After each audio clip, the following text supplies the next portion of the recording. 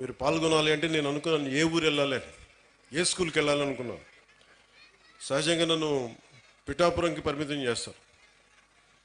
కానీ నేను కడపని ఎందుకు ఎంచుకున్నాను? కడప జిల్లా అంటే రాయలసీమ అత్యధికంగా లైబ్రరీలు ఉన్న ప్రాంతం ఇది. ఒకప్పుడు అత్యధికంగా రాయలసీమలో అంతా, ఇంకా ఆంధ్రప్రదేశ్లో ఇంకెక్కడా లేవు అన్ని గ్రంథాలయాలు. సరస్వతి గ్రంథాలయం అని కానీ, మనకి పులివెందులు కానీ, ఇలాంటి గ్రంథాలయాలు ఒకప్పుడు వెలసిల్లిన ప్రాంతం అది. అంటే చదువుల నేల ఇది.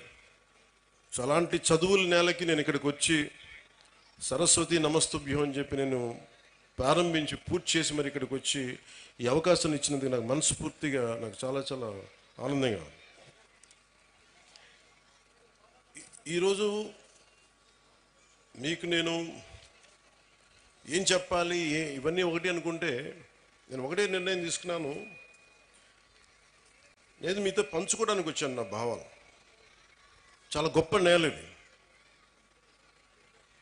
ఒక మొల్ల రామాయణం, ఒక అన్నమయ్య, మొల్ల, వేమన, పుట్టపర్తి నారాయణాచార్యులు గారు, ఒక చంద్ర పుల్లారెడ్డి గారు, ఒక తరిమేల నాగిరెడ్డి గారు, బళ్ళారి రాఘవ, కేవీ రెడ్డి గారు, బుయ్యాలవాడ నరసింహారెడ్డి గారు, గారిచెర్ల హరిసర్వోత్తమరావు గారు, ఇలాంటి మహానుభావులు ఎంతోమంది రాయలసీమ నేల నుంచి వచ్చారు.